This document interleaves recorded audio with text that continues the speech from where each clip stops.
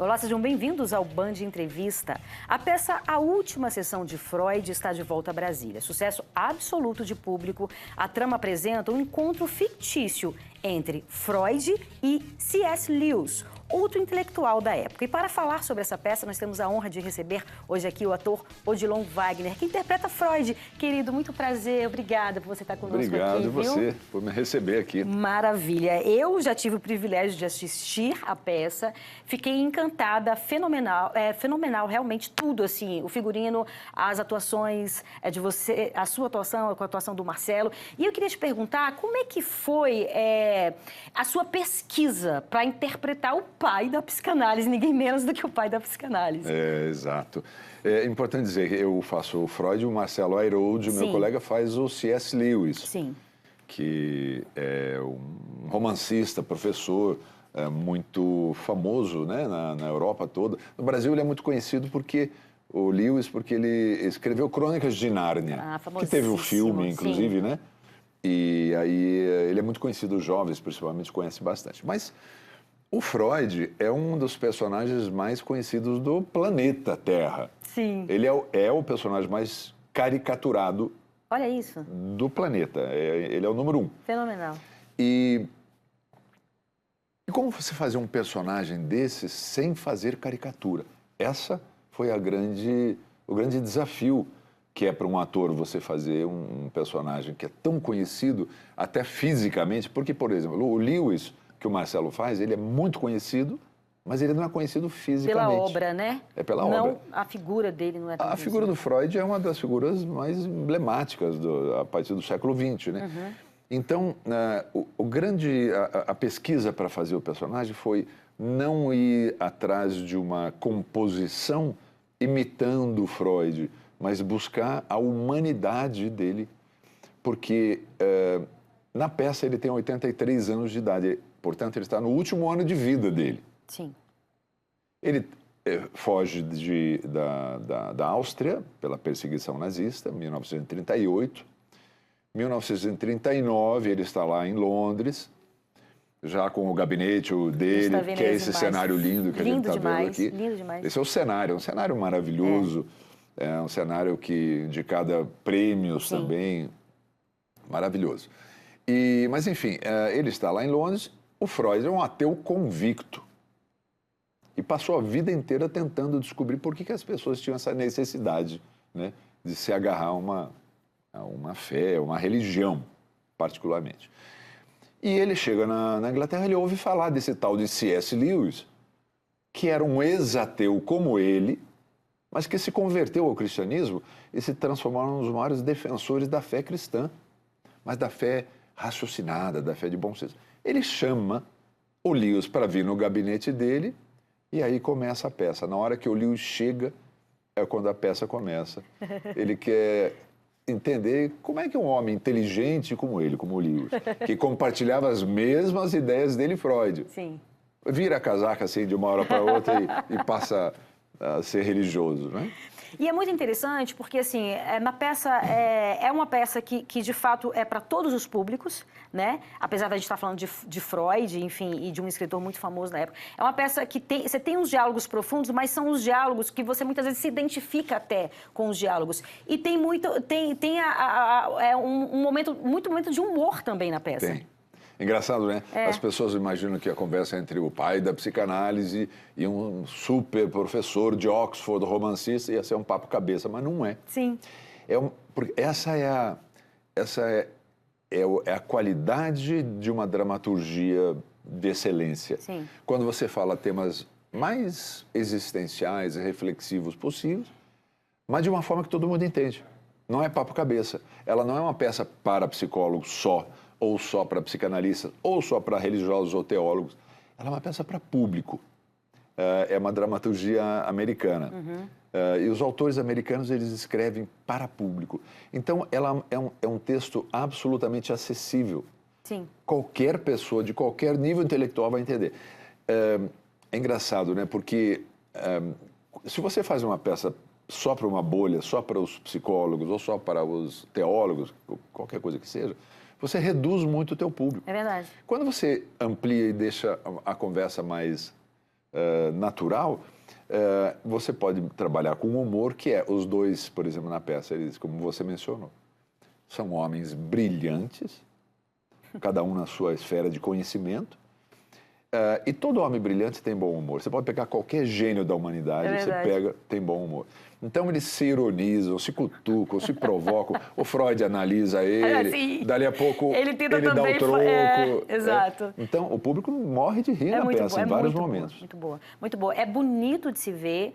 É interessante, você está fenomenal, você é um ator excelente, mas realmente está fenomenal como Freud, assim, é muito impressionante. E aí você disse, é um texto que já foi adaptado, né, em vários lugares. No caso dessa adaptação no Brasil, vocês fizeram alguma inserção?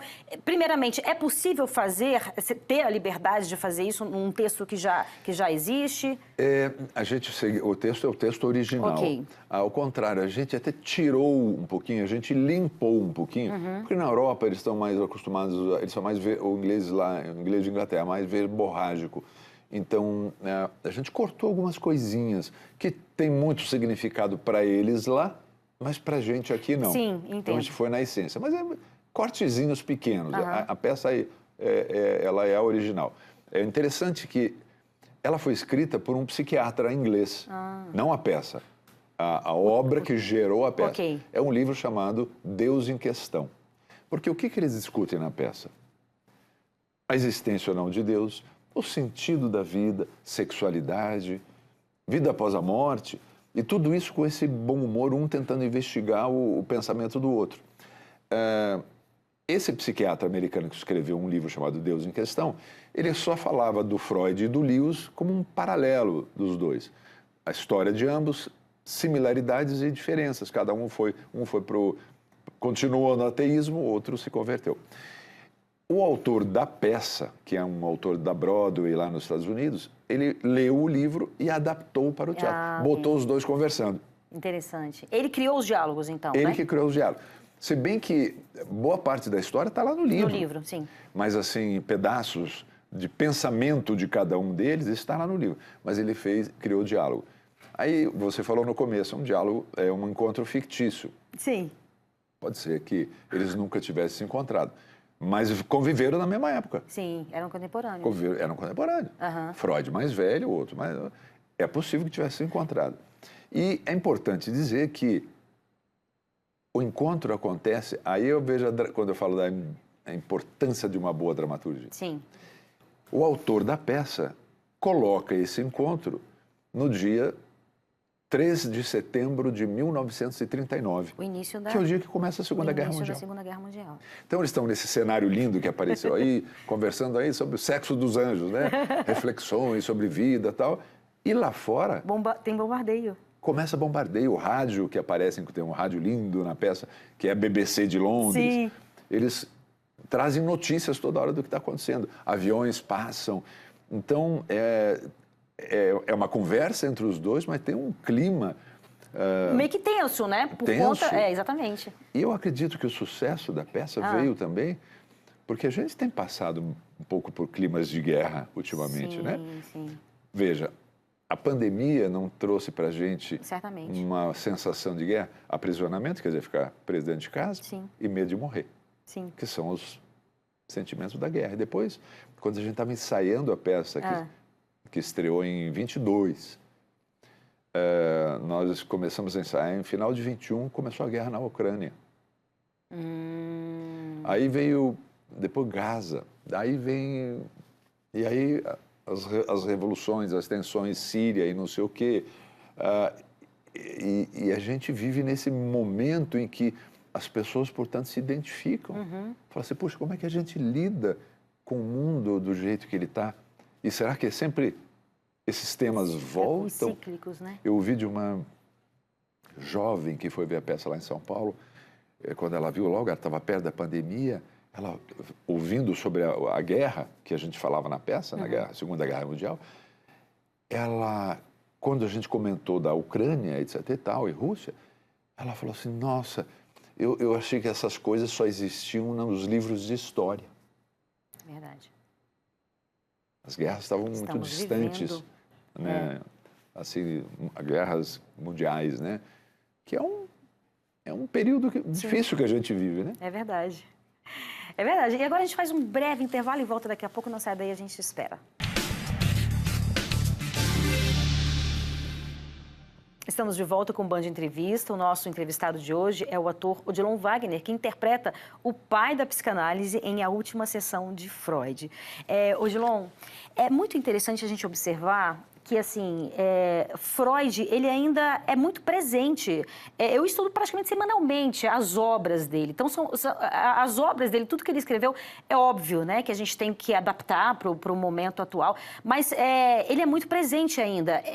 Você acredita que parte, a gente falou um pouco sobre parte do sucesso, porque é um sucesso de público, mais de 130 mil pessoas já assistiram essa peça. Aqui em Brasília, vem pela segunda vez, da outra vez que eu fui, estava lotado, né, os ingressos esgotados. Agora também... E dessa vez também está quase esgotado. Quem quiser ir tem que procurar logo. Fazendo sessões extras, inclusive. O fato, exatamente, não está focado em Freud, mas ele participa e o nome é A Última Sessão de Freud. Você acredita que o fato de estar focado também nele, isso é parte do sucesso? Ah, sem dúvida. Sem dúvida. Freud é uma das personalidades mais conhecidas no mundo. E eu... confesso que eu conhecia pouco de Freud, estou falando estudar Freud, nunca estudei Freud. Eu li 1 ou 2 livros dele na minha vida. Quando eu comecei a me preparar para a peça e ler mais sobre ele, e conversar, e falava com psicanalistas, e com psicólogos, e com teólogos, a gente começou a fazer esse bate-papo logo para a gente entender melhor esses temas. Eu fiquei impressionado. E aí eu entendi que Freud é pop, total. É verdade. Ele é totalmente pop. Quando a peça começou e as pessoas vinham falar, e vêm até hoje falar com a gente, vem gente com Freud tatuado. Tatuado no braço, no peito, no pescoço. É uma coisa impressionante. Paixão, né? E eu aí comecei a entender como o pensamento freudiano ainda é presente nos dias de hoje. Como ele interfere, como ele ainda influi no pensamento psicanalítico e filosófico. O Freud era um gênio. Ele foi indicado 12 vezes ao Prêmio Nobel da Literatura. Olha isso. Não ganhou nenhuma. Mas veja que mente brilhante. Tem, inclusive, um psicanalista mineiro chamado Gilson Iannini, que escreveu um livro chamado Freud no século XXI. Sim, conheço. Maravilhoso. E na abertura do livro ele diz assim, o século XXI o Freud está pronto para o século XXI? E depois ele fala assim, não, será que o século XXI está pronto para o Freud? Que é isso? Fenomenal. Ele estava muito além do tempo dele. Muito além do tempo dele. Do seu tempo. E foi tão incompreendido na época, e ainda hoje ele é incompreendido, né? Porque, assim, a gente vive também, Odilon, um momento de muita superficialidade em tudo, né? Você tem as redes sociais, e aí você fala mal de algo que você não conhece, que você não sabe. É o que você falou, assim, para você falar de Freud, você tem que conhecer minimamente a obra dele, né? E quem é que está disposto hoje em dia a fazer isso? Agora, eu queria te perguntar se, diante dessa presença tão forte, tão potente mesmo, do Freud hoje em dia, veio até você, ou vieram até você, histórias a respeito de Freud? Nossa, você não tem ideia quanto. Bom, primeiro a minha biblioteca, eu podia já fazer um curso de psicanálise. Muito bem. A biblioteca que eu fui formando, a gente estamos entrando no 4º ano consecutivo. Em todas as cidades que a gente chega, tem um psicanalista que escreveu um livro, alguém que tem uma tese, legal, alguém escreveu... Legal. Então, eu estou com uma biblioteca em casa, uma estante que é só da última sessão de Freud. Que delícia! Mas tem histórias incríveis, como, por exemplo, uma pessoa que me procurou lá na porta do teatro e falou assim, olha, meu avô correspondia com o Freud. Uau! Eu falei, porque, pô, ele morreu em 39, né? Seu avô, ele era um jovem psicanalista, diz ele, o meu avô, e mandou uma carta para o Freud, em alemão, o avô era alemão, morava no Brasil, e o Freud respondeu para ele. E ele me emprestou essa carta, ele me mandou essa carta num PDF. Que fenomenal! E hoje a carta... Eu vou querer depois, você me vou manda. mandar pra você.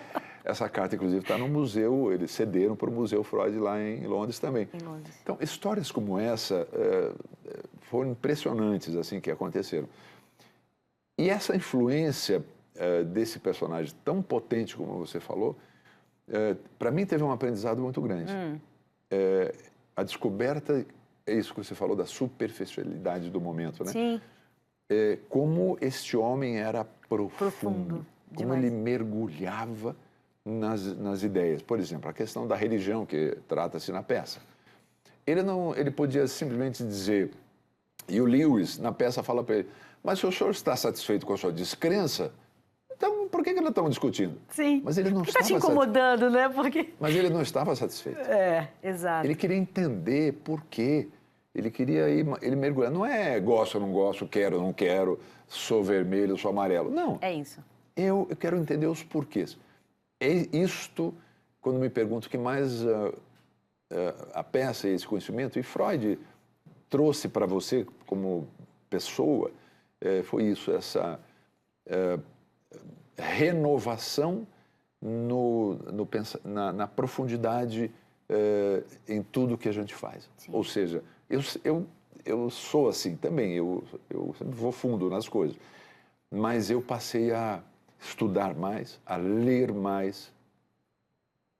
E, de repente, eu não estou me aprofundando bem nas coisas, não com os conhecimentos, porque a gente tem tanta coisa para fazer nos dias de hoje, né? Claro. E assim, então, o Freud me trouxe isso, essa importância do mergulho dentro dos temas que você está trabalhando. E é interessante porque, assim, e aí você vai entender o que eu estou falando, porque apesar dele ser profundo, complexo, quando você lê Freud, não é algo extraordinário como Lacan, por exemplo, porque Lacan escreveu uma coisa que é mais difícil você entender. Mas, assim, ele tinha essa preocupação de escrever para que as pessoas pudessem compreendê-lo. Exatamente. Não é verdade? Exatamente.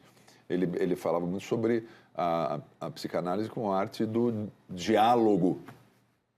Ele falou, a psicanálise é um ser falando com outro. É uma alma falando com a outra, e isso é tão bonito, né? Alma falando com a outra. E uma das grandes descobertas dele foi exatamente essa, a questão do inconsciente, né? E você dar voz para o outro. Isso é fenomenal. E o que existe na psicanálise, o que ele desenvolve? O exercício da escuta. Tão difícil hoje em dia também, né? Escutar o outro.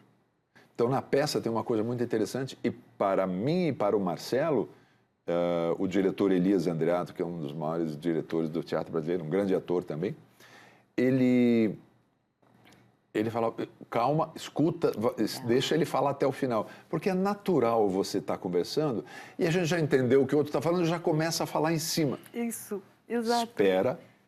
Então, o Freud e o Lewis na peça, eles debatem em alguns momentos veementemente. Mas eles não se desrespeitam. Exato. E eles não se atropelam.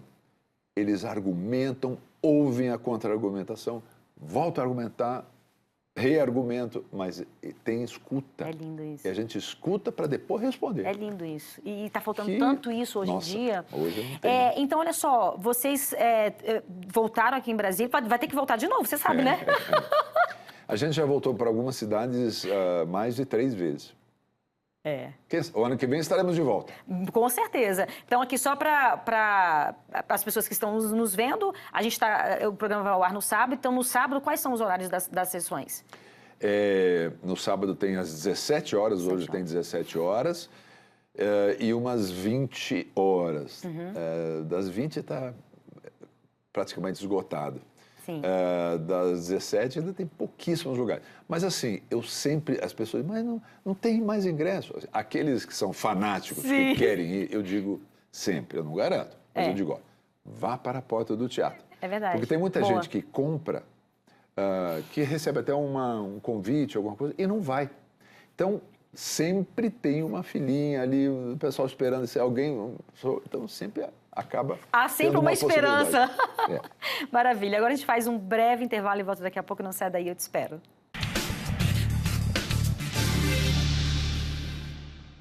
Estamos de volta com o Band Entrevista. O nosso entrevistado é o ator Odilon Wagner, que interpreta o pai da psicanálise em A Última Sessão de Freud.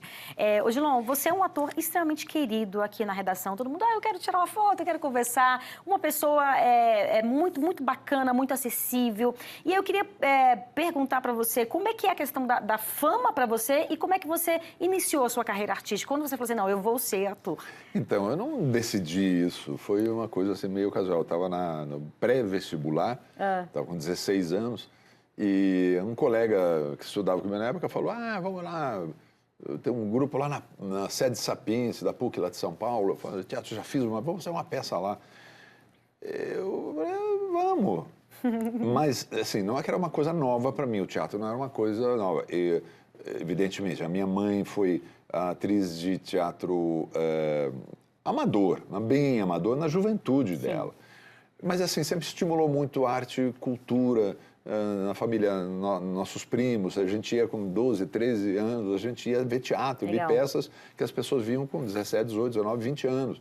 Então, era uma coisa presente. Então, veja a importância que é o estímulo aos jovens de consumir arte e cultura, não só para que se transformem em atores, mas para ter mente criativa. Sim, certamente. Hoje, aliás, é engraçado, né, que uma pesquisa recente que saiu sobre o que o mercado mais... Qual é a virtude que o mercado mais deseja, valoriza para os que estão entrando no mercado de trabalho, né?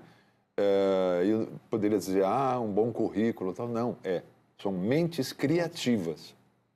Sim. E é só a arte e a cultura que trazem essa possibilidade das pessoas. Então, quando você vai para o teatro e vê uma peça como essa, como outras tantas, você viaja na história, você viaja naquele momento, você viaja, te traz reflexões diferentes. Então, eu fui, assim, eu já tinha esse estímulo, fui... E foi minha primeira peça, eu fiz aos 16 para 17 anos. Uau. É uma peça já bastante importante, do Brecht, o Baal do Brecht, e aí foi embora. Aí você apaixonou? Nem fiz o vestibular, mas é verdade, nem precisei vestibular. Muito bom. E como é que é a diferença de você já fez várias novelas também, de o ator ficar ali internalizado no personagem da novela e do teatro? São coisas muito diferentes? São diferentes, e ambas gostosas e boas. Características diferentes, né? O teatro tem essa coisa mais viva ali do presente, né? A energia do ator, ali as pessoas sentem ali no palco, né? É vivo, não dá para voltar, não dá para repetir, e tem uma troca de energia, né? Como da mesma maneira que as pessoas conversam, tem energias fluindo ali entre elas, né? Na comunicação. A televisão, nesse sentido, é mais fria. É a arte ali do diretor, daquele que junta, do autor que junta as coisas. Mas é extremamente muito gostoso quando a gente tem bons trabalhos pela frente. Então, já fiz personagens maravilhosos na televisão. Com certeza, que ficaram aí, estão na mente das pessoas e Freud, claro. E você também, você dirige também, não é isso? Eu dirijo, escrevo também para teatro. E, aliás, dirigi uma peça que vai estar aqui em Brasília na semana que vem. Olha aí. Final de semana que vem. Perfeito. Sexta, sábado e domingo, também lá no Teatro da Unip. É uma produção minha, também é um nome engraçado, chama-se Radoska, uma comédia friamente calculada. Radoska é uma velha senhora sérvia. E as duas personagens, que são simplesmente Fabiana Carla. Opa, engraçadíssima. E Tânia Bondesan, duas Muito atrizes boa, né? maravilhosas que eu tive o prazer de dirigir. Elas são duas cuidadoras que tomam conta da Radoska. E aí, imagina, elas fazem as coisas mais insólitas que vocês possam imaginar para não perder o emprego. E Radoska já está com 97 anos, né? Muito bom. É uma comédia que já estreou em mais de 15 países, ganhou o prêmio de melhor comédia do ano. e está iniciando 2025. Já fez o ano de 2024 também todo. Imperdível. Olha só, você falou um pouco aí, já a gente está terminando o programa, quero te agradecer demais pela sua participação aqui, mas você falou aí um pouco sobre a importância da cultura, né?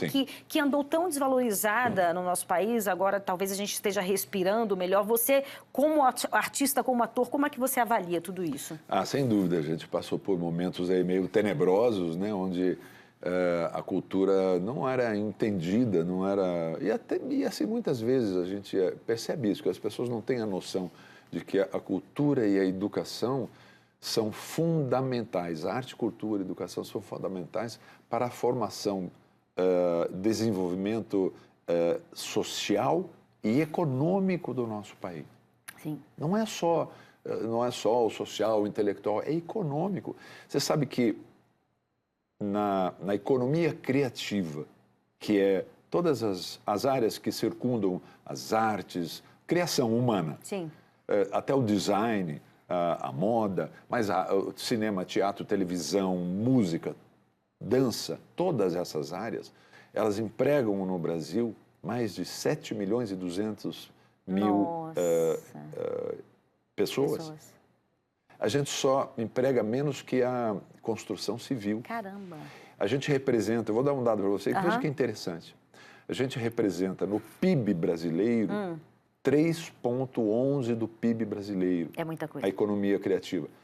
Só para você ter uma noção, a nível comparativo, você sabe quanto a indústria automobilística representa no PIB brasileiro? Não. 2,16%. Nossa! Daí a gente consegue ter mensurar, realmente. Consegue ter a dimensão Sim. da potência desta indústria? É uma indústria. Então, quando a pessoa fala assim, o artista está fazendo, o criador, o desenhista, o cara que faz... Não, não é isso. Faz parte... E depois... E por que emprega muita gente?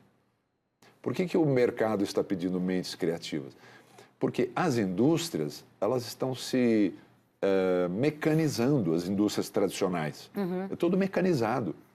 Mas as indústrias criativas não dá para mecanizar. Exato. Precisa da mão de obra humana.